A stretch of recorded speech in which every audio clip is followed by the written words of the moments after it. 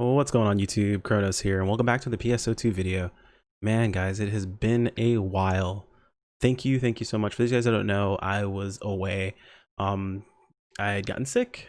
Sickness kind of got me into a bit of a funk where I just couldn't sit in front of a computer for a very long period of time. Making videos is fairly difficult.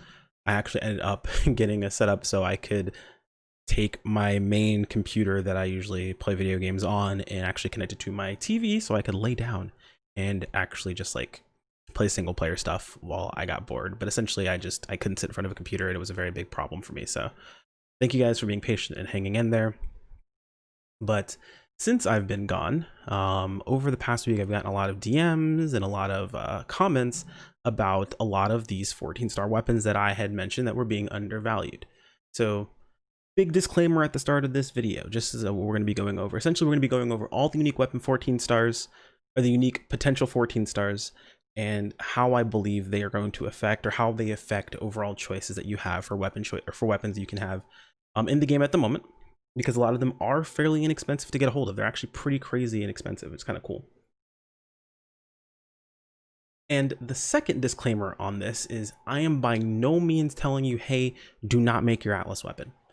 Atlas weapons, Atlas EX, getting the stuff together for those, they are very, very good weapons that are a catch-all for a lot of classes that you honestly can move around to whatever you need. A lot of people tend to like to switch their class or switch the weapon they use, or maybe end up meaning something else. So having an Atlas weapon, even if you have a weapon that you know is going to be stronger, is still a good option to have because its utility alone could actually be useful for you. So we're going to talk about all these unique potential 14 stars. But as easy as they make it for you to build your Atlas weapon, just gather your materials and make your Atlas EX. It still has a lot of value and a lot of playstyles that people can utilize. But we're going to talk about other options that can be very strong if you have the money to spend, if you're playing that often. Because that's one thing we have to keep in mind is how much people play. Some people don't play as often as others. So making a weapon now that they're only going to be able to use for like maybe a week or two over the course of the next month or two isn't really going to be very useful for them. So we have stalled enough. Let's jump into this. Also, I'm going to warn, this is going to be a long video. And I was kind of funny me saying that. I mean, like legitimately a long video. We're going through every single weapon type and we're talking about all choices that are in it. So, and I've got another idea for a different video, but we'll talk about that later. So let's get started. At the beginning, as always, we're going to start with sword. Now, we're on the global wiki, or the NA wiki as they call it. We went and grabbed all of the Atlas choices here because we're going to talk, basically what we're going to do is we're going to talk about the unique potential weapon. We're going to talk about its strengths, and then we're going to talk about the Atlas choice and how it affects the class choice as well. But these I had to get from the JP wiki because they don't have this portion of it filled in over on the global wiki for every weapon. So let's start with the first choice of our 14 star, the Akatsuki. So the Akatsuki is actually a really, really cool weapon. Technically, we're going to talk about two weapons in this category. I know I'm already changing things up, right? Technically, we're going to talk about Demonia Saber and Akatsuki, primarily because Demonia Saber is Hero's weapon. I'm sorry, is Hunter's weapon. No, wow. Akatsuki is Hunter's weapon and Demonia Saber is Hero's weapon, and why it affects each class in the way that it does. So first off, we have the Redux Potentials. I'm going to explain what Redux Potentials essentially are, first and foremost. So Redux Potentials were added in a little bit later on over on JP. Basically, it was to take the regular version of the potential and make it stronger. A lot of people, when Atlas weapons came out, a lot of these weapon choices ended up being stronger choices overall just because of the S1 through S4 potential when comparing to its base potential.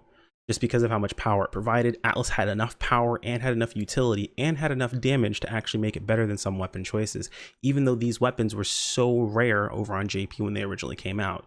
Meaning that sometimes if you had this 14-star drop and you were using it when Atlas came out, it, in some cases in certain weapons kind of devalued the choice of your 14-star unique potential weapon. Now, granted, not really, but by the time 15-star versions came out, the Atlas EX, it definitely overtook the 14-star, which felt kind of bad because a lot of these weapons had really, really cool potentials. Changing up your playstyle or their effects or what they look like was really, really fun. And it kind of sucked when we got these Atlas weapons because yes, they were very much a approachable weapon. However, and players will attest to this, I know playing on JP, these were pretty boring by comparison, to be honest. Like granted, yes, we had S grade augments, Yes, we had the ability to get a hold of 14 stars, but they were mostly stat sticks of damage with slight utility. So they, compared to these weapons here, not overall, but compared to these weapons here, these were pretty boring by comparison. So let's talk about Akatsuki. So Akatsuki, what it would do. I'm sorry, I didn't finish explaining the Redux. Redux, essentially all it is the plus potential, and what they did was they added in, I think it was episode 6 sometime, I can't remember exactly when, but they added in the Redux Potentials, which use ultimate boosters, which gives you just more power on the unique potentials.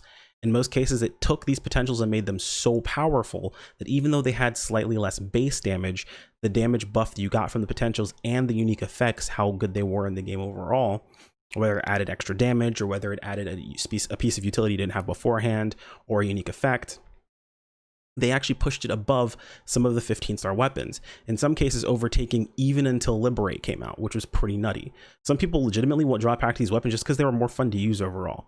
They enjoyed their playstyle. So I know I was one of those people because of Jupiter Tullus, but that's just because Jupiter Tullus is busted. But that's besides the point. Now we can actually get into what these do. So, and that's the case, by the way, for everything across the board. It's always just more damage, more power of the effect itself. So to start with, Akatsuki, when you're using it, looks exactly like this. And that sounds silly for me to say, but when I explain this, you'll know why. It has two forms. Its base form is its sealed form. Its sealed form will give you 15% HP recovery every 10 seconds. Your focus gauge will build over time, and you are immune to knockback. So you basically have the effect of Hunter's knockback resistance up 100% of the time while it's sealed. Now, to unseal it, you would have to perform a charge parry, or you would have to do a perfect block, or a perfect guard, essentially. So charge parry or perfect guard would unseal it. Its unsealed form gave you a 20% power boost and reduced PP consumption by 25%. This is kind of crazy, because if you're anyone who, if you're someone who plays all 3 Hunter weapons, you know what sword is essentially good for. It's mostly for blaze parry / ignition parry, if you play over on JP. Now, if you're using this with all the PP reduction and the PP efficiency that Hunter has right now, your ignition parries / blaze parries, I believe, were either so low, they were like maybe 5 PP, or they in some cases regen PP because of how they worked out. It was insane how PP efficient it was and how much damage you got over on this overall. So either way, it gave you that, and they also had a 10% chance to reduce your damage taken to 99%. Or by 99%. Basically, occasionally you would just get hit for 1 damage instead of what you were normally supposed to get hit for, which is kind of crazy. So that was Akatsuki. Demonia Saber. Demonia Saber is a little bit on the weaker side of the choice, so and I'll explain why. So to explain this properly, we have to explain Hero in its current state versus what it was originally when it released over on JP. So Hero originally was I want to say interaction, but it's more of a mechanic. That's what I'm looking for. Had a mechanic called Hero Boost. Hero Boost would accumulate over time when you started a quest. When you would actually go into the quest, if the quest had like a gate area, it would start accumulating there. Or basically when you got off the gateway ship / camp ship. When you jump down, Hero Boost would start accumulating. A Hero Boost would accumulate over, I believe, 1 minute. I believe it was 60 seconds it takes to accumulate fully, but it would increase your power up to 60%. This was very, very important for Hero, because if you took damage equal to, I believe it was 10% of your HP, maybe 20%, I can't remember exactly what it was back then, because unfortunately it's not showing in the documents anymore. I'd have to go back and look really far, but someone can probably attest to that in the comments. But essentially what it would do is, if you took too much damage in a short period of time, you would lose your entire Hero Boost. This would be a huge damage loss for Hero. Enormous. That was why when you played Hero, a lot of times people just explain it. If you wanted to play Hero, basically, you hit the enemy, you don't get hit. That is the way Hero works. And that's how Hero Boost worked originally. So weapons like the Demonia weapons were set up to help out in that situation, where basically you would increase the rate of Hero Boost accumulation, and you would just increase power. In this case, it's increased power 20%. Beforehand, it was only 12%. Previously, it was 100% accumulation. I'm not sure if it's still 100%. It probably still is. I don't think they increased that with the plus potentials or the Redux potentials. I believe it's just the damage. But basically, this would boost the rate of your Hero Boost. Now, that's not as important anymore, because now we have second iteration Hero. And to be fair, there are 3 iterations of Hero. Base, when it first came out, second iteration, and third iteration. It was what JP currently has. So second iteration of Hero boost a bunch of the TMG the TMG motion values, or the TMG not potentials, but they're PAs essentially for damage. So it kind of balanced things out, so things made sense when you're playing TMGs, right? Originally when it came out, it was actually more single target damage just to hold your left click, or just to hold your auto attack on TMGs, than it was to use other PAs. So it was kind of weird, but either way, basically what it does is they had those boosts or those buffs, and they also added in a what was it? Oh, I'm sorry. They also added in the change for Hero Boost. Now, Hero Boost's change was that it's still 60%. However, now, whenever you took that damage, it will only reduce by, I believe, 30%. It might be 20%. I want to say it reduces by half. But essentially it would reduce by, you know what, we are a fan of looking at PSO2. Let's just look at it, right? Oh, that's bright. I hate going from dark to light themes. Make sure we're on English NA. Okay, it's cool. So maximum boost, let's see, on NA 60%, reduction 20%. I'm sorry, 30% on JP. Okay, on NA. Yep, that's what I thought. So cool. I was right. Basically what this means is whenever your hero boost, it goes up okay, so it is 60 seconds. So it's 1% per second up to 60%. And what would happen is if you took damage in a short period of time, you would lose 30% of that actual buff. So you'd only lose half of it. However, you could also get it back by stepping through an ability. So if you were to step through an ability, which hero, what it has is called what people call it technically like hero step, essentially, is you're invulnerable as you step through and you have counter damage. If you are able to do that step through an ability, it would actually boost your hero gauge back up by that 30%. So you're able to get your hero boost up very, very fast, making the potential that was available on this weapon a little bit less useful overall. So there's a lot to say about the Demonia Saber specifically, but there are 3 of these, so I wanted to accumulate exactly why this mattered in the slightest. This is the one weapon type and the one class that we had to really go over, but we'll continue from there. But basically, that made that less useful, essentially. And of course, then there's iteration 3 of hero, which we're not really going to go into specifically since we only have iteration 2 over on global, but it's 3 is just stronger, more crit damage towards weak point, and then your hero boost is also stronger as well, and you lose less of it as you get hit. So pretty crazy, but Demonia Saber is a little bit less useful comparatively, right? So it does still have a ton of base damage, it does still have a ton of potential damage that it has on it, but its effect is not as crazy, you know, that you really want it. Nothing like Akatsuki, where you had that damage, that PP reduction, and you had a chance just to not take any damage when you did get hit. So pretty nutty. So its other choice is the Atlas weapon. So just as one quick note, we're going to go through this very, very quickly for these S-grade abilities and what they mean. Again, we're doing this at the beginning, that way we have to do it for every single weapon type. But S-grade augments or S-grade abilities are essentially augments that can go onto weapons that support these slots specifically. They are a specialized augment. They can be moved over onto weapons at a 100% success rate. Even during up slots, they are always a 100% success rate, and you can swap them between weapons freely with a specific thing at Dudu and Monica that costs some money. So these S-grade augments did change the future of augmenting weapons. This is something that you will get used to moving forward, which is why it's always a good idea to go ahead and make your Atlas overall, just because these S-grade augments will be useful moving forward anyway. You'll be able to move them onto other weapons and things of that sort that support and have these slots available to them. So 1 through 3 really is always going to be one of 4 things. Either it's going to be flat damage gains, whether it be crit or just regular damage. It's going to be PP reduction or some form of PP economy, whether it's increased PP gain or PP reduction. It's going to be damage reduction in general. So you'll have some that give you damage reduction itself.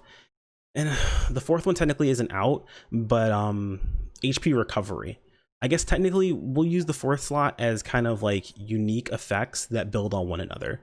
So there's certain S-grade augments that are, hey, you have this, you do something and you get this damage bonus. And the second S-grade augment will be, hey, while you have the damage or while you have the effect from an S1 of this specific type, you get PP reduction because of the grade 2 or the S2. It's a little complicated, but essentially in most cases 1 through 3 are going to be for damage or PP or PP economy overall. That's really what you're going to use an S1 through 3 for. You can also use it for like crit chance, but usually it's not recommended. You usually want to be able to get enough crit chance from just your base stats and base build, and then build crit damage, because you want damage overall to make up for the fact these have a little bit less power, but they will have more power later at as the EX form. The S4 is mostly going to be a utility slot. Now, utility can be just about anything from PP reduction to sometimes in certain cases damage. A very common one is also healing. In the case of the sword, you have the option of recover PP when successfully performing a just guard. Now, granted, you can swap this out for any of the other ones we're going to talk about here in just a little bit. We're going to talk about them as we get to them, but the S4 was just Marvelous Aegis, not really that great. So not really that useful. If you would ask me if I was a hunter at the moment, as cheap as Akatsuki is, this is where I would be at, and I would be making an Atlas for my Atlas EX, and then making it with the idea of maybe having a healing potential on it or something along those lines. Honestly, hunters are very, very self-sufficient and very tanky, along with dealing tons of damage. So that healing may not be as useful. Something like PP reduction might be useful on the S4, which we'll talk about in the next weapon type. Also, Elder Pain Omega, by the way, a lot of people like saw it and they're like, holy crap, Elder Pain Omega, it's so great, it has so much base damage. It just is a utility weapon. Like, it's not really that useful. I'm sorry, those of you guys who were like freaking out over wanting an Elder Pain Omega. Yes, there's a ton of base damage, but you're going to very, very easily outscale this weapon, and you're going to use it as like your healing weapon, or in some cases, people use it as a weapon to heal with, I believe for like solo endless, which is content we don't have yet, and we'll get in the future. So that's the first weapon. Let's move on to our next. It was Wired Lance. I don't know if we have a Wired Lance 14 star now that I think about it. Do we? Oh, we have Quell Glitter. We have Quell Glitter. Quell Glitter, I don't believe has a plus potential though. Don't think Wired Lance really matters in this situation, so Atlas is just going to be the way to go. If it has a plus potential, let's take a look. Boost the power of grappling PAs at max gear, 10%, consume no gear for a short period of time after performing a perfect guard. I mean, that's pretty solid. If it had a plus potential, it's not a bad choice, but it's not really like super game breaking. Power is 4% across the board. I think it would probably go as high as boost the power of grappling PAs. Yeah, I mean, honestly, I probably wouldn't move towards this too much. I did know someone wanted a Quell Glitter for a while, but like, I feel like Atlas, when you just stack damage and proper use of it, is going to end up being just your better choice overall. So, unfortunately, Wired Lance, I may be wrong about this, but I don't think it's really that important. And then, of course, the Wired Lance Atlas. And Steel Resolve, survive when fatal hits, HP. I mean, it's just a chance to survive a fatal hit. You really don't need to worry too much about that on Hunter. You should be fairly tanky enough to survive most of your hits. You should be charge pairing or perfect guarding most of the attacks coming your way anyway. So really not a big deal there. Sorry, Wired Lance users. Don't feel bad though. Your weapon is still extremely powerful, even though those of you guys who play Wired Lance will tell you that you hate it and no one should play it. It's actually still very strong, and I've seen the damage people can do with Wired Lance. Even while they've done the damage with Wired Lance, they've said don't use it, which is kind of hilarious to me. So, partisan users. Holy crap. Jilled Grola. Increase damage by 20%, or power by 20%. That's pretty obvious. Restore PP when guarding. It doesn't tell us how big of a percentage it is. It looks like 300% on the base, so it might still be the same here, maybe a little bit more. So PP regen while guarding, which is nice because some cases you are going to want to guard for defensive options as well as managing your gear. And then when the gear gauge is maxed, or focus gauge is maxed, partisan gear will not be consumed while airborne. Meaning one of the biggest issues that partisan has is having to stop its damage output to regen focus. No other weapon in the game has this problem. You're able to regen focus by attacking or being offensive. Partisan has this issue where you have to stop your gameplay in some way, shape, or form to regen focus, so that way you deal more damage, so you're better off. This more or less solves that issue. Not completely, it's a little gimmicky, but it solves it to a pretty high degree. So while you're airborne, you basically jump before you use a PA. You don't use any focus, which is insane. And if you have to be on the ground and you have to block, you have more PP recovery, so that's also insane. Partisan can drain PP fairly quickly. We can take a look at the Atlas choice. Atlas S4, this is one of the S4s that you'll use across multiple different types of weapons, that you can take this S4 and move on to a different weapon, or use it as the partisan's weapon, so on and so forth. This depends. This is probably what I would put on the sword if I was going to make an Atlas sword and just use the Reaver Grola partisan. Personally, that's just me. Or Jilled Grola, not Reaver Grola, sorry, different weapon. But improves PP efficiency based on maximum PP. So you get PP efficiency, which is really, really nice. Usually you want to go for around 200 PP in most cases anyway. Going into episode 5 towards episode 6. Episode 6, your PP amounts are going to start getting like 220, 240. So just depends. But this is one of the S4s you can use across different types of weapons for PP economy. Not a very fun or very interesting S4, but it's a very good one. I don't think there's any other part. Yeah, there's another partisans. Cool. Let's go to daggers. Daggers is an interesting one, right? So daggers has two choices. Well, in reality, only one. I don't consider the other two choices even something you should even look at. He's got Apprentice Grudge Omega, doesn't have an S, or does not have a plus potential, and it's kind of a weird one. So it boosts perfect attack damage by 14% when using different PAs or techniques. I think its biggest takeaway is the fact that it can be used on other classes, so like kind of whatever, not a big deal. The Daffer's not really that great either. I mean, you get follow-up attacks that damage around your surroundings, but again, you will outscale this fairly quickly because of Atlas and then Atlas EX. And Blanc Absolute is actually a pretty interesting one. Not only does it have the plus potential, but its potential is actually pretty cool. So it increases your power by 20%, of course, and then PP recovery changes when your maximum PP falls below 50%. While your PP is above 50%, it stops your natural PP regen. When PP is below 50%, your regen is plus 100%. And PP consumption is reduced by 30%. If you don't know fighter, essentially fighter, you ideally want to be 50% or below when it comes to your photon points, primarily because you actually get increased damage with lower photon points. And you can maintain this substantially easier while you have things like overload up, which you get that increased damage. You get increased damage for having overload up, or limit break for those of you guys who played on JP and that love the name a lot better, which I personally do. Essentially, you want to be in between 50% or lower. And this helps you maintain that. So you're getting a damage buff for being there. You're also having PP recovery, PP economy there, and it's also just unconditional base damage. So very, very strong. Very, very nice. Our choice of Atlas, if we can go, is this the, this was the, no, this is the wrong weapon. Here we go. So we got opposing skill. Opposing skill, just wall and brave stance, frontal critical rate raised by 30%. Not really that important. You would use a different S4 if you were using these daggers anyway. Either something with maybe some base damage or something that has some utilities like healing or PP reduction really is you're going to be using in the S4 slot if you were using Atlas daggers. But honestly, these are kind of nutty, so I would personally use them if I could, if I was playing fighter. You know, let's start closing these as we're done with them so we don't accidentally click on the wrong one. So moving on to double sabers. Double sabers is a pretty crazy one. This is kind of funny because every time I've talked to one of my friends who play fighter, I mention, hey dude, this weapon is available. They're like, well, you know, potential's not that great. I'm like, yeah, but plus potential. And they're like, oh, okay, then maybe. So there's two choices here, and I think one of them drastically outscales the other personally. So you have the Lux Lola, which is increased damage and then boost gear gauge and unleash a counter attack upon successfully blocking an attack with DS wind parry. To be honest, you have guard frames, or you have like guard frames, and you have invulnerability frames on a lot of on some of your PAs really, and that's what you normally would use it for. So you normally wouldn't use like your DS wind parry too often unless you absolutely had to.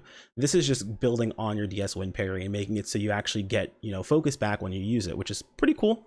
But Quell Scarlet.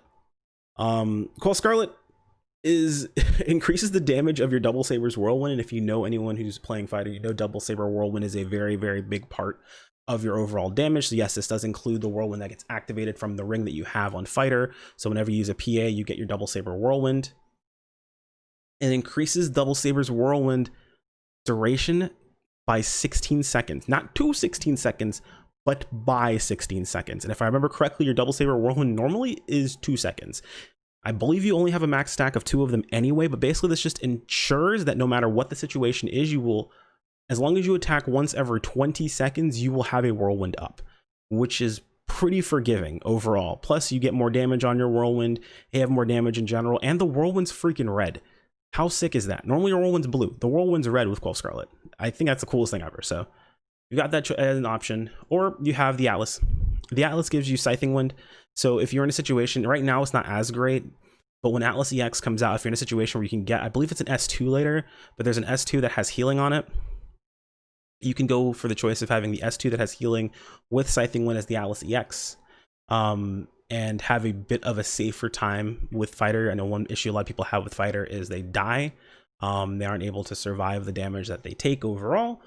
And the way you can combat that is having self-healing as fighter hunter, though you are also sub hunter, and if you're playing fighter, in most cases you're going to have automate and Iron Will, Stalwart Spirit. Some people just choose to play with one or the other. I personally don't recommend that, because if you're dead, you're 100% going to be just, you're not doing any damage anyway, and you absolutely don't want to have a reason to be afraid of pressing Overload or Limit Break. You should be pressing the button. You should want to be in it all the time. If you're not, then I don't know why you're playing Fighter. To be perfectly honest with you. I'm not saying that it's great that it's set up this way, because honestly, I know a lot of fighters that really hate that all of their damage comes from being an Overload. However, most of your damage, if not all of your damage, comes from being an Overload, so you should be in it as often as you can. Anyway, moving on. We've come to Knuckles. This is a pretty crazy one.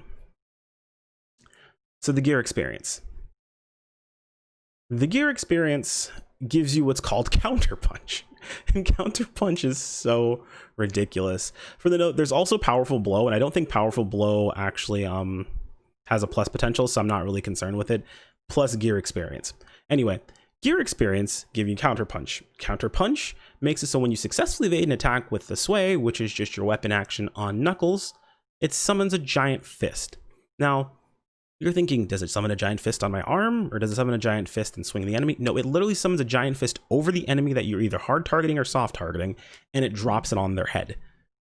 It's kind of crazy, but you can literally take this weapon, and if you get used to the damage ticks from like lava or something along those lines, it doesn't matter what the damage is coming from or what the damage is. You can stand in it and sway the damage, you invuln it, and you drop a giant fist on top of the target, which also gives you invulnerability frames while the fist is being dropped on the target.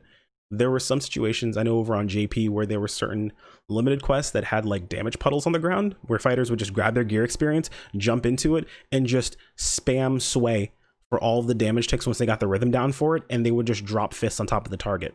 And the best thing about that is it regens PP. It doesn't cost any PP. So it's PP positive, and it's also free damage, and it's damage in a way that you wouldn't have had access to before. Now, granted, while you're up in a target's face and you're just dealing damage to the target, you do normally use guard frames, but in some cases you may not have enough PP. You might have drained too much PP from just dealing damage overall. Now you can sway incoming damage you see coming for counter damage and PP recovery, which is pretty freaking nice. And of course, Powerful Blow, no plus potential, so we're not going to worry about that. So Atlas. Atlas has Forest Cunning Strike, which is while in wide stance, increases damage dealt when attacking from the enemy's front by 15%. It's kind of silly. The only time you're really using wide stance is in situations where you know wide stance is going to have almost close to, if not 100% uptime. So in reality, not really useful in S4. You're probably going to go with something like healing, or just, you know, maybe PP efficiency with healing S2 if you happen to get a hold of that later on when it's available, if it's not already available right now. I've also been away from PSO2 for like 5-6 days, so things could have changed. It's possible. I think a new UQ came out, so it's possible that might be some more S abilities dropping. I apologize if I didn't mention them here, but there might be some more S grade abilities or S grade augments dropping that I've missed. So we're just gonna go over these ones specifically, though. But yeah, Cunning Strike, not really that great. So we're moved on to Katana. Now this one is a point of contention for a lot of players. So I could be wrong about this, but I do want to this one unfortunately does require a bit of history as well, because Braver has changed. So the weapon we're looking at is going to be Kazami no Tachi. I don't even know, what does this do? Increase power 20%, enhance normal attacks, boost the power of combat finish based on the number of normal attacks hit. Yeah, you're gonna ignore this.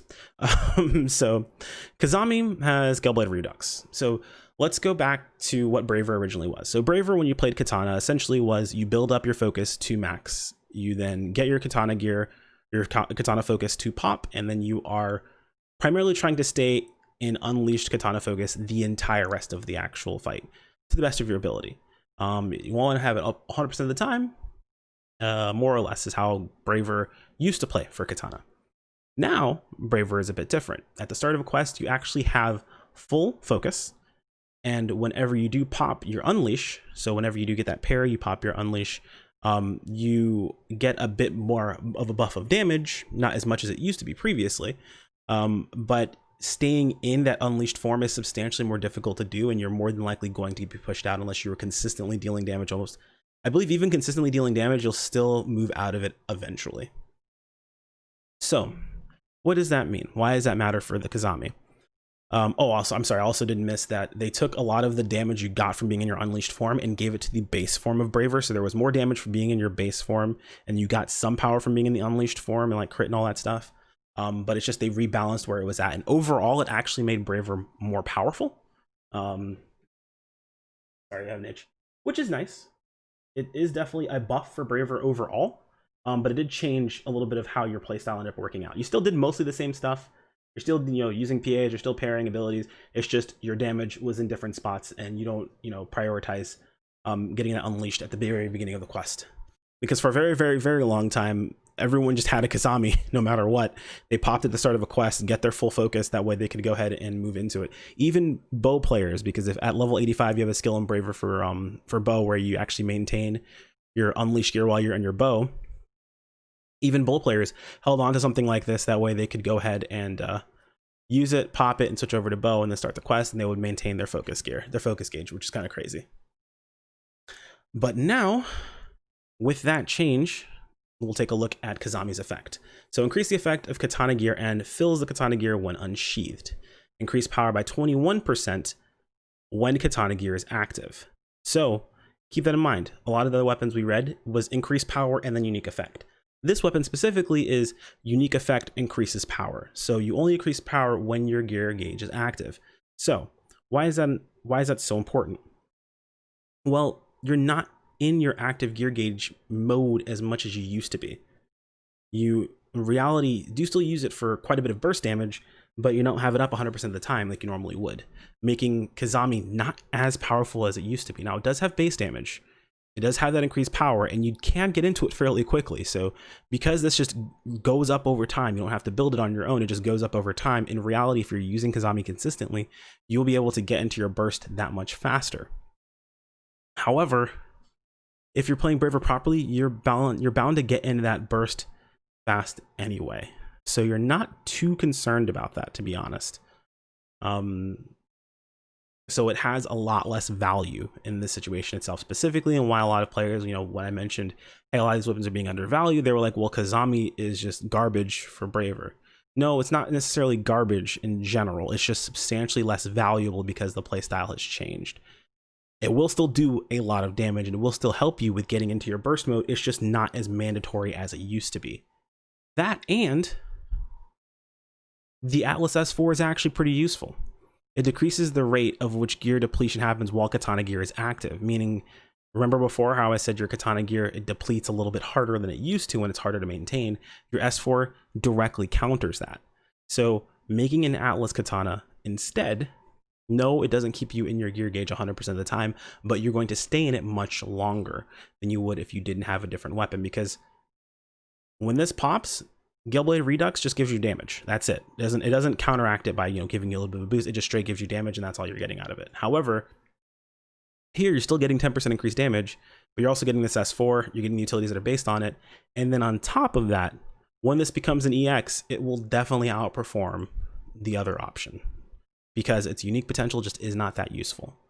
Currently as 14 star, I personally believe that it will outperform this as a 14 star, but as a 15 star at that point, it's going to outperform Atlas. I mean, it's just how it's going to end up being overall, just because you really are just not getting, this just isn't as useful as it was beforehand. Also, let me see something really quick. What's this?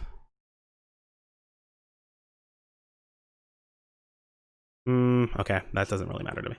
I was just curious. I just noticed the enhanced version of it was here. I was like, why does this matter? It doesn't. Okay, cool. Anyway, let's move on to Soaring Blades. Soaring Blades, I'll be honest with you guys, it's no freaking contest. Jupiter Tullus is busted. Like, it's just how it comes down to it. So, Jupiter Tullus potential. Increased power by 20%. When using a PA, lightning charged photon blades are generated. If you really don't understand how this works, essentially every single PA that you use, you shoot out lightning blades in front of you. Those lightning blades do 350% damage. That doesn't seem like a ton. It is actually stupidly busted. Because of how powerful this potential is, your Jupiter Tullus ends up being the strongest weapon you can get in the game until the Liberate 15 star. It actually is on par and in some cases outpaces the Lightstream 15 star because of how powerful this plus potential is, because those Thundering Blades actually do attribute quite a bit of your damage. Back in the day when I played on JP and I had people that actually, would run things like, a damage parse, they would send us breakdowns. And when I got those breakdowns, 8 to 10% of my damage was just Thundering Blades. It was just this potential without the damage from it. That was it. It was just the potential by itself, which is insane. And the reason why Liberate ends up outpacing it completely is because Liberate's S5 is literally this potential with a little bit less damage, but you've got more base damage to counterbalance it, so it doesn't matter. Like, that's the only reason. It's because Thundering Blades, in reality, for Soaring Blades in general, ends up being part of your kit nearly 100% of the time. I think the one time you're not using it is with Liberate, and with with Lightstream. And with Lightstream, you just kind of use its potential and then you switch off of it. But you end up coming back to the Jupiter Tullus, and it's nutty. Reaver, that has a different name here. They're Lola. Okay, sure. It's Riva. Wow. Okay, I really didn't read this. Anyway, this weapon actually has a pretty unique potential as well. Increased power by 20%. You automatically charge focus while in mid-air. So essentially, what that allows you to do is, say you were to get full focus and then you were to do something like Kestrel Type 0. You Kestrel Type 0 while you're in the air. By the time your Kestrel Type 0 is over, you actually have a full focus gauge again to Kestrel Type 0 again. If you were to pick up this weapon, this does mean during Photon Blade Fever, your highest DPS weapon would end up being your Jupiter Tullus. But outside of Photon Blade Fever, because you're actually able to maintain the well, I guess it depends, right? Because you're able to maintain the focus, you actually are going to want to use the Riva Gorola. Or the Reaver Lola. So you'll swap between the two of them. You use this outside of Photon Blade Fever. During Photon Blade Fever, you'll use this instead. Also, if you happen to just have one of the two, technically even during Photon Blade Fever, this is really nice. Because of the fact that you will be regenerating focus while you're in the air, you can use something like the homing ring. The Photon Blade homing ring. The Photon Blade homing ring is actually pretty nice when you have this weapon or this effect on a unit later on down the line. So that's the only time that's going to be useful. Until then, wait on that ring, by the way, if you're a Soaring Blades player. So, Atlas. This weapon is actually kind of like, it's a bit of a stain on the career, right? Just a little bit of one. So originally when this weapon came out, I was still learning a lot about the game. And I saw this S4, I'll be honest, I hated it. I'm looking at it now, I still hate it. So what it does is the active element of the weapon changes to that of the currently equipped guard skill ring. So if you know about guard skill rings, they're right rings. I believe there's like, is there 2 or 3 of them? I can't remember how many there are, but essentially you equip that guard skill ring. So say if you equip a fire guard skill ring, it gives you increased resistances to fire, but it also makes your weapon do fire damage, which in my head was probably the stupidest effect these weapons could have. It basically just killed your right slot ring to change your element. Now, changing your element is a huge damage buff. However, your right skill ring slot also equated to damage buff and utility depending upon your party. If you were playing something like a Soaring Blades Balancer consistently, in reality, you really wanted to have either an adrenaline ring if you were solo or didn't have a techer and you were Soaring Blades only, or a crit ring if you were dual weapons, had a techer, or just were that good about managing your buffs in general. Like, the right ring slot was important for a bouncer, and this just kind of killed that right ring slot, so it kind of irritated me overall. To be honest, I hated this. I would much rather just gotten a second weapon. Honestly, I have 2 of these weapons already, and I just changed the elements. And much rather have multiple element weapons and having multiples than killing my S4 slot. In reality, what you could do with something like this is I just tossed in a healing on this. So I talked about how strong these 14-star weapons are. I still have an Atlas just for utility's sake of being able to heal myself up in situations where I feel like, you know, I'm like, say 60% HP and maybe the next hit from something is a big hit and it'll one-shot me. If I notice that I'm at lower HP, I can switch this weapon, heal up really quick, and then swap off of it when I don't need the healing itself. Plus, as an EX, it's going to be very powerful, and I can element change these and have multiple weapons to use depending upon the situation I'm dealing with. So, super awesome choice to have. So, I don't believe there's a single Gunblade in the game right now that is a unique potential 14-star that matters. There isn't, is there?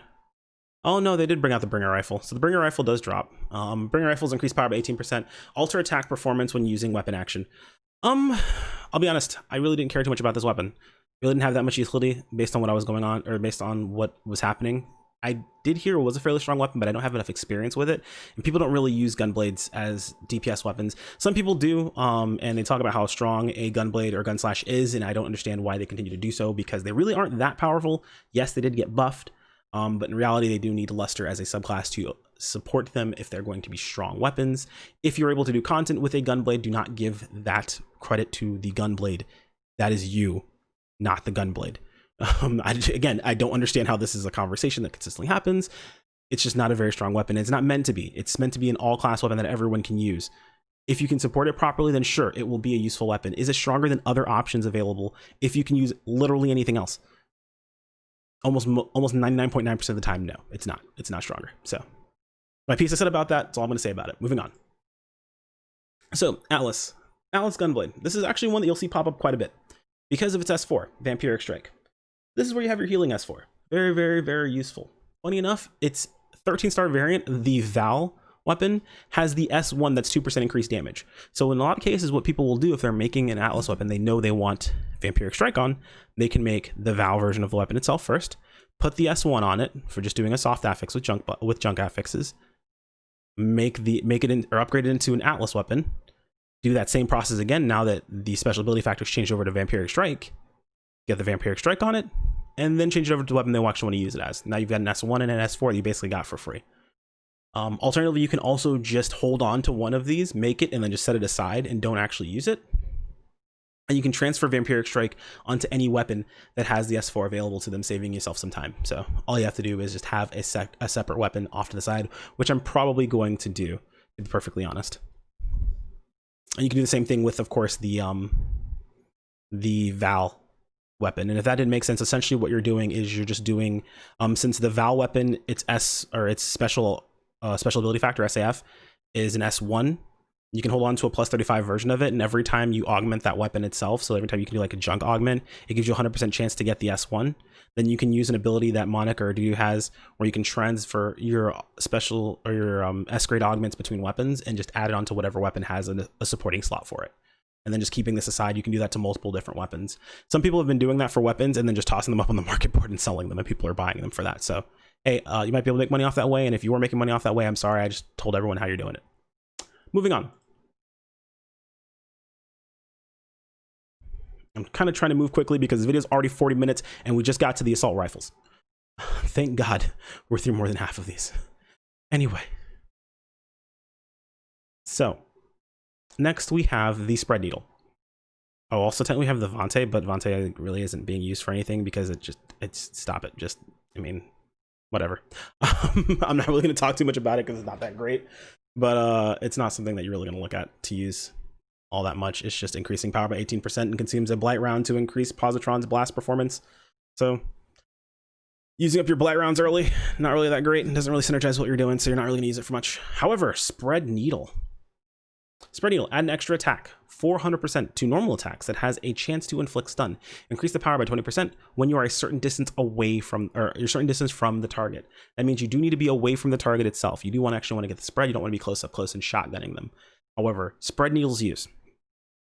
It is powerful, yes. However, Atlas also has a very powerful S4. Its spread needle's primary use is cool for PP recovery. It is cool for getting some extra damage on your normals because you really aren't spamming normals, so every normal does count that you do have to do. However, it's not that fantastic. It's only like specific use cases. So if anything, you'll have one of these as kind of like a side weapon to switch to whenever the opportunity is going to be beneficial for you. Atlas Rifle, however, has an S4 called Steadfast Courage. Essentially, you become immune to knockback while you're standing still. If you stand still, I believe for like 3 seconds, you essentially get you get full knockback resistance 100% of the time. You just have to maintain standing still, which if you know anything about playing Ranger, you want to stand still anyway, as much as you can, as long as you're not going to die from the target itself, but basically allows you to keep damaging your target. And for most Rangers, you're going to be sub-Hunter, so you have the ability to just use Automate, which will heal you back up, and as long as you're not being stunned, you're good to go there. You can always make the argument that this S4 is not that great because you have access to being able to grab Hunter Physique. However, it is not up 100% of the time, and having this as access to having it up 100% of the time is really, really nice.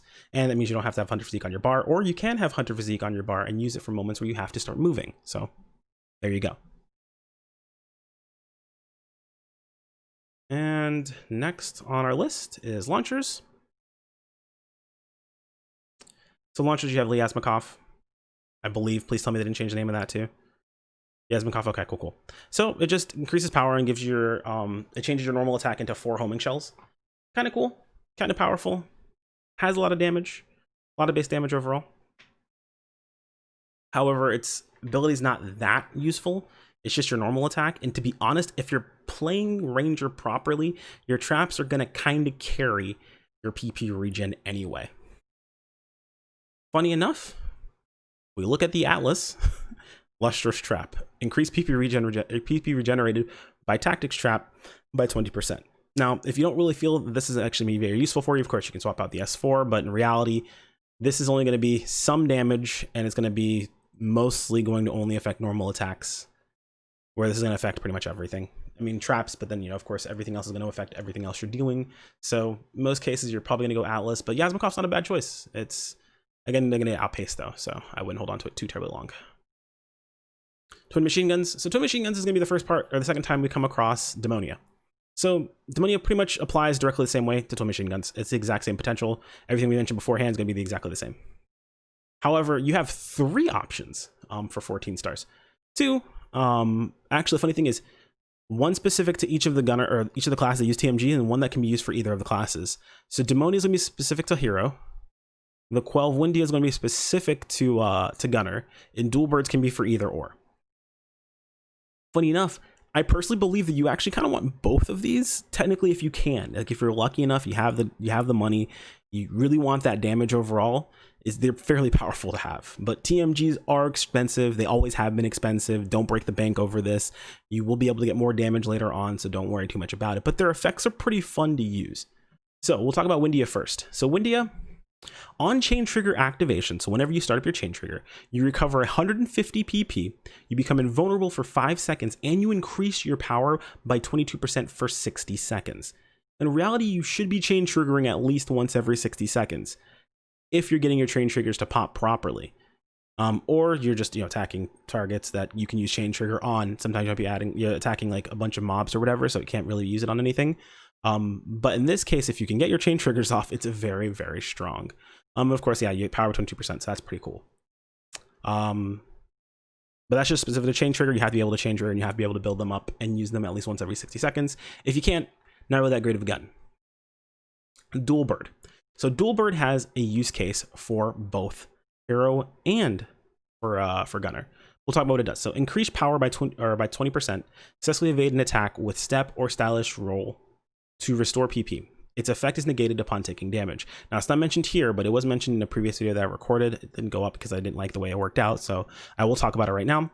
Dual Bird does have this PP regen happen even in situations like Hero, where TMGs, if you have them out, it stops PP recovery.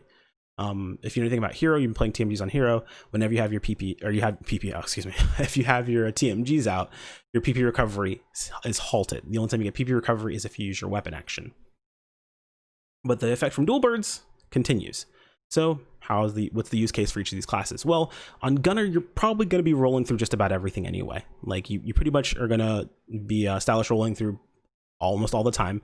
There's ways to cancel your stylish rolls, so you'll be able to use stylish rolls consistently. I highly recommend, if you haven't taken a look at it personally, if you don't know how that works out, I believe it's GM Custom. He has an entire, you might want to check out this, I think it's his Twitch channel. I'll try to remember to toss it in the video description below, but I believe he has a command in the channel to tell you about how to cancel properly, so that way you're able to do stylish rolls consistently. And it definitely does change up your Gunner gameplay, so it's definitely useful to use. So PP recovery is going to be pretty solid for you, and everyone knows PP economy means you're able to deal more damage and spam more PA, so on and so forth. So very, very nice. Very, very nice to have. What about Hero's use case? So Hero's use case is more or less the same. You know about Hero Step. Hero Step allows you to step through an ability. Well, the amount of PP you restore is 30 PP when you step through something with Dual Birds. And Hero has 2 options for its counter damage on TMGs. Either you can step through an ability and press your normal attack, or you can step through an ability and press Starfire Squall, brand new star on JP. When pressing that ability, it costs 30 PP. So in theory, if you're in a situation where you can consistently dodge through something and then do a counter attack, you could just continuously infinitely attack over and over again. Dodge through, counter brand new star, dodge through, counter brand new star, dodge through, counter brand new star, over and over and over and over again. Very, very, very strong option. Because while you're using that brand new star / Starfire Squall, you're also invulnerable. So that's pretty freaking dope. So Dual Birds, awesome, awesome TMGs to use. Now let's take a look at Atlas. Atlas gives you dynamic chain, which is when chain trigger is activated, you get 5 seconds of invulnerability. Basically the same effect from Quell Windia. I'll be honest, you're not going to use this S4. What you're going to be using these for personally is probably going to be with a healing potential. If you just want a pair of TMGs that are going to be powerful, but you also want to make sure that you have a way to survive. Gunner, it's fairly important to have a healing potential because you have something like what is it called? It's like perfect something. Let's grab a little check the sim really fast. Gunner. Perfectionist. Perfectionist is whenever your HP 75% or higher, you gain damage. So you want to have your HP topped off most of the time, so you have that damage itself. And this is the point, since we're level 90, where you'll start to see people playing Gunner Fighter. That's pretty common. Gunner Hunter is still going to be very useful, but Gunner Fighter starts to creep up and starts to creep out. And this is the reason why it's actually going to be useful, is because you can actually survive with it now. So definitely make one of these. Even if you're using the other options, you still want to have an Atlas for healing yourself up. And in reality, it may end up being your better option choice overall for being able to kind of balance things out the way you want to. Maybe, who knows, maybe you find a use case for dynamic chain when you remake the weapon into a 15-star, so on and so forth. But the 14-star options are really strong. So, we've already been talking for 50 minutes, so my voice is starting to go out a little bit. Let's see if we can get through this. I don't believe there is a bow option, now that I'm thinking about it. There isn't. If you make a bow, just gonna be Atlas. Sorry, bow mains. Rapid fire arrow, 1 in rapid shot, increase damage by 3% when equipped with a bullet bow. Which you would have a bullet bow. Okay, yeah, I guess you could put this as 4 on anything else, right? So, like, whatever. In theory, this is probably so they make it so you can't just put this on, like, a katana and then have yourself spec'd into rapid shoot and then switch to the katana. Yeah, that seems silly. Either way. If you're using bow as your primary weapon, you're probably just using an Atlas. Sorry, guys. Pretty much the only choice you have. So we're up to rods now. Whew, we're almost there. Told you guys this was gonna be a long video. So rods, only one choice. We've got, I'm not one choice, but only one 14-star that has the Redux potential. The Eternal Psycho Drive. So Eternal Psycho Drive, the way this works, and I had to ask a few questions about this and actually double check my information, because at first it's a little confusing. So boost the effect of elemental conversion, 40% matching element and 45% other element, and decreases the PP consumption of techniques by a flat 4. So this is actually insanely powerful. If we go over to Force, you'll see that elemental conversion is 50% for same element and 45% for different element. That means that with the Eternal Manipulator Redux, you have 90% of both. They equal out, actually. So 90% of same, 90% of different. It basically just ends up being, it's a powerhouse. It's ridiculously strong. So it is a huge upgrade. It's awesome to have. And I believe now granted, this was just what I was told. I haven't personally tested this, so take it with a grain of salt. I highly recommend you do your own testing personally. But I was told this is basically the strongest rod choice you have in the entire game until, like, Liberate, more or less. Kind of in the same boat that Jupiter Tullus is in. Atlas is Redefined Providence, increases the potential or the potency of elemental conversion. I don't believe this is as strong as Eternal Psycho Drive, but it is fairly strong, so it's not a bad choice overall. But it is, wow. It's the Eternal Psycho Drive is just crazy powerful. I would still recommend making an Atlas. I would still recommend having one to make it into an Atlas EX, but you would have less of a reason to have it, I believe, personally. I'm trying to think of use cases that Force would need to, like, healing or utility, but Forces usually cover pretty much almost all of their own utility, so you don't really need anything extra too terribly much. But granted, take it with a grain of salt. I haven't personally tested it, but just on paper, looking at the potentials, looking at what they're capable of dealing with, looking how much base damage you're actually gaining over the weapons itself, and how much potential extra damage you're gaining alongside of your tree, it's nutty. So Eternal Psycho Drive, you are my friend. Let's move into Teluses. So Teluses was an interesting spot because I didn't know about this for Teluses, and I want to pull this up. I think I should. Yeah, there was actually a big paragraph about this over on the JP Wiki. So I'm going to pull this over really quick, just so you guys know how this works. Because I know some people, like, I tend to do the same thing. I see a weapon and I think about what its potential does, and then I start thinking, how can I exploit this? but there are very specific ways that this works out. So what is this called? No, it's called Motav. I think it's called that in JP as well. Motav. No, the 14-star variant. Thank you. Motav Grimoire. Okay. So Motav, I'm going to pull it up here just because its plus potential is definitely there. We have access to it. If for some reason over on the JP Wiki, they don't have all the plus potentials in the actual things here, but they definitely are there. But the plus potential, we'll read through the potential itself. Increases power by 24% and shortens the charge time of support techniques. The power of Zondil is reduced. So let's take a look at what that actually means, because there is more to it. So the power of Zondil is reduced by 33%. When wielding this Talus, the charge time of all support techniques is actually removed. So it doesn't just shorten it, it's just gone. This encompasses Resta, Anti, Zondil, Megaverse, Xanverse, Shifta, and D-Ban. There is a 1 second delay after weapon swapping before the charge time benefits the weapon's potential takes effect. Any supporting techniques, even those directly equipped on the weapon, will not receive instant charge benefits until the effect potential activates. So it takes about a second for it to activate. Once it's active, then you can use it. While effective for rapid buffing, know that any active technique fields generated while equipped with this Talus, as they would with any other weapon, will become disabled if you switch to a different weapon. This may limit the rapid casting of benefit, or no, this should actually say this will eliminate, like this straight up just eliminates it. Or this may limit the rapid cast benefits of field generating techniques like Zondil, Megaverse, Xanverse, as you cannot switch to another weapon to capitalize on other effects or utilities. Basically what they're trying to say is, whenever you switch weapons, you lose the effect of the field. That's normal for any weapon type. If you say like you were to use even something like Bouncer, and you were to use the Jetboots to, for some reason you wanted to cast like Xanverse or Megaverse or whatever, and then you want to swap to your Soaring Blades, you'd lose the field immediately. That's the case with all weapons anyway. So this is only good if you're going to actively use this weapon to support and then deal damage afterwards. So it's a solid support-ish weapon in reality, but like it really doesn't have a lot of fantastic use cases overall. So your alternative is Atlas. Atlas is just Atlas. It says 4 circuit rotations, decreases the recast time of photon flare by 20%. I'll be honest, if you're playing a force, you don't really have a reason for a Talus that much. It just depends on the situation, the specific use cases. So you might go towards Atlas anyway. And if you're playing hero, you probably are gonna look more at Demonia than anything else. You might make Atlas and just pump it some power overall for EX, since the EX is probably gonna be better than Demonia. But that's really about it.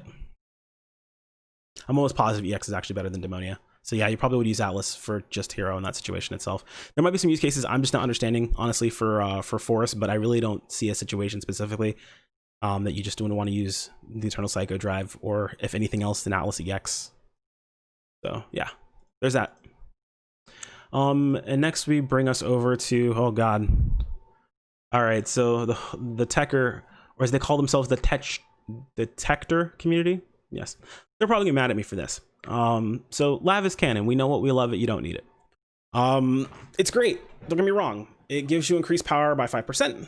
It increases the speed of normal attacks by 28% and generates a wave attack on the third normal. So awesome, right? Fantastic. It has 2 glaring issues that I see with it. One, it increases its power by 5%, which is awesome. Increases the speed of only your normal attacks by 28%, and it generates a wave on the third normal attack. Neither of those affect casting, and if you're playing Techer right now, you're also using casting. So you really want to make sure that you're boosting the power not only of your normal attacks, but of casting, right? And also, if I remember correctly, granted, again, this is take with a grain of salt, I don't know Techer as well, but this weapon also just has like no striking damage at all in it. Like some of the other weapons, like the further back weapons, have more striking damage than this thing has in it. So to my knowledge, striking damage is somewhat important for Techer, and this has like none. So it's cool, it is fast, and while it was the only option, it was definitely good. However, Atlas is Wand Clobber, which increases the performance of Wand normal attacks, meaning all of your normals get boosted. A little bit less exciting than Techer, than Lavish Canon, where you have like a wave attack on your third normal attack. People like the wave attack. I mean, I like the wave attack, it looks cool. A little bit less is not as cool, But not only do you have more base stats overall that you're generating, but you have access to S4s and S1 through 3s, which gives you more damage overall, not only to all of your swings, but your casts as well. That's a big thing to keep in mind, is that you are using both. Techers have access to both, and you do want to use both to maximize your overall damage. Yes, Techer is a support, but you can deal a ton of damage as a Techer as well to support your team. Killing the enemy before they kill your teammates is also supporting your team. Keep that in mind. And I honestly think, if I remember correctly, this thing is actually used even over Lightstream when that comes out, and it will continue to be used up until Liberate, because Liberate has the S5 and other things that you want, and the base stats to push it higher. So there you go. So Jetboots is a bit of a weird spot for me. The good Jetboot currently isn't really used for every type of bouncer. So let me explain. Bouncers kind of fall into a few categories. Either you're a Soaring Blades only bouncer, you're a dual weapon bouncer, you're a Jetboot bouncer, and then there's two categories of Jetboot bouncers. There are Jetboot striking bouncers, and there are Jetboot tech bouncers. So you have one new weapon, Gilhees, and it only really applies, in my opinion, to the Jetboot tech bouncers. So what this does is it boosts the potency of Elemental Burst. I believe it's, actually doesn't tell you how much. I wonder how much it actually is. I think it might tell you on the JP Wiki now. I want to find out. Hang on. Because it's by a pretty large margin. If I can get this to load. It doesn't want to load for us, so we're not going to mess with it. But either way, you guys check it out on your own. But it boosts it by a fairly large margin. But the more important part is it automatically activates Elemental Burst when using a Photon Art. I believe this is actually not so much when using a Photon Art, but when using the weapon action after a Photon Art. It might be one of the two, I can't remember exactly where, but essentially it's going to pop every single time you're attacking. Well, you're not normal attacking, you're doing something else, right? So basically what this does is you get increased power, just base, and it gives you Elemental Burst. So Elemental Burst originally wasn't that great because it had a 20% chance of activating. This makes it activate every single time. 100% chance of activating. And Elemental Burst on its own in the tree, for Bouncer, I'm going to pop over to Bouncer here. Oh, where is it? Elemental Burst has 400% potency and 20% activation chance. This makes it 100%, which effectively nearly doubles your overall damage during your PA rotations on Bouncer. The problem is it's a tech-based setup, because your elemental damage you're getting from it is, I believe, scaling off of your tech damage. So you actually want to play something like, I hate saying it, but Bouncer Fighter, realistically, in this situation itself. You can play Bouncer Hunter and you can play a striking variant of this with this extra damage, but you're really going to see that shine as Bouncer Fighter with chase damage. You just want to make sure that you are either very, very careful to utilize all of your iframes, because you have nothing saving you if anything happens. You take too much damage, you're basically going to die. You only have access to your healing from techs, or if you make a secondary weapon like an Atlas for healing. But it's a very, very powerful choice. So Atlas Jetboots. Atlas Jetboots have a really, really cool S4. You have support extension. The way this works is it extends the duration, the maximum duration specifically of shift and D-band. That doesn't mean that your shift and D-bands automatically are going to just scale up to being double duration. Essentially just means the max duration that you can have it is going to scale up. So what I normally would do, saying I'm playing Soaring Blades Bouncer, would be I would have an Adrenaline Ring on. I would tap my Shifta and my D-band, and that's 30 seconds of each. I can tap them again, 60 seconds of each. Technically, if I had this S4 on the weapon that I was using, I could tap it 2 more times on each, and it'd go up to 120 seconds a piece, 2 minutes full. Now, where does this have use? So if you're playing dual weapons, I honestly, I don't say guarantee, but I would say you definitely want a pair of these with support extension. It makes it fairly easy for you to be able to go into your rotation with Jetboots, go ahead and have your buffs up, essentially just go into attacking, make sure you pop your buffs occasionally in between some of your attacks, and you will have plenty of time during your Soaring Blades rotation to utilize all of that without requiring an Adrenaline Ring. Basically, you're on crit ring duty 100% of the time, which feels awesome. So it's, for the dual weapons bouncers, it's definitely a good choice overall.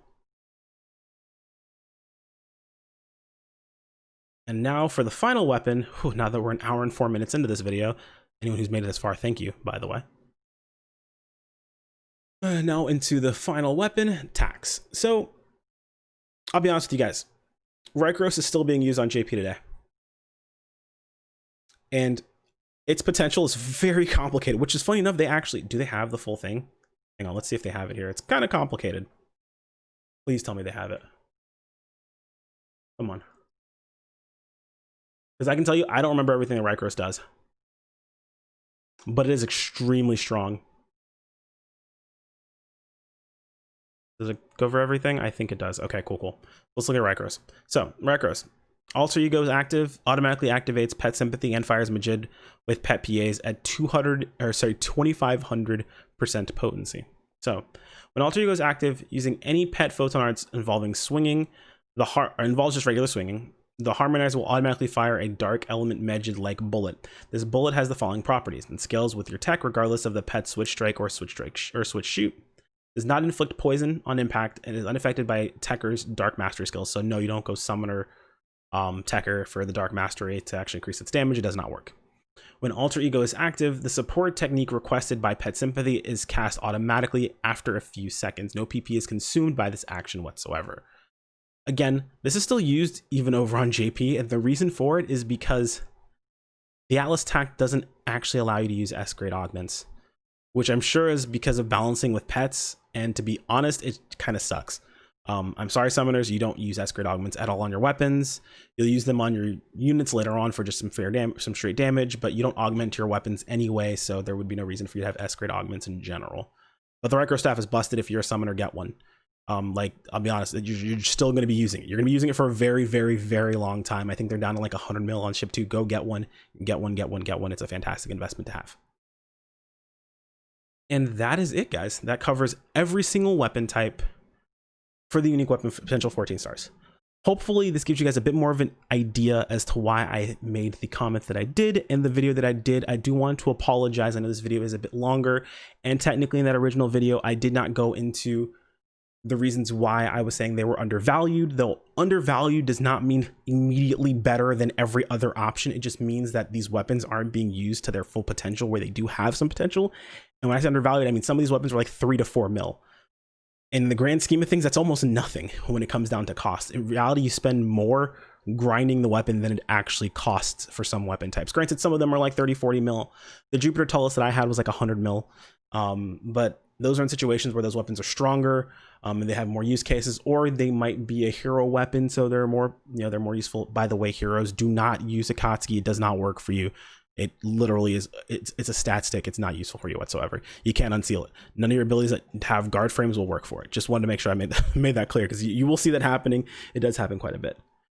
So anyway, guys, thank you so much for making it through the end of this video. If you guys have any questions, feel free to toss them in the comments below. I know some people also DM me. You guys are welcome to DM questions to me as well. Not always going to be able to answer those questions immediately, but I'll do the best I can. Do give me some time.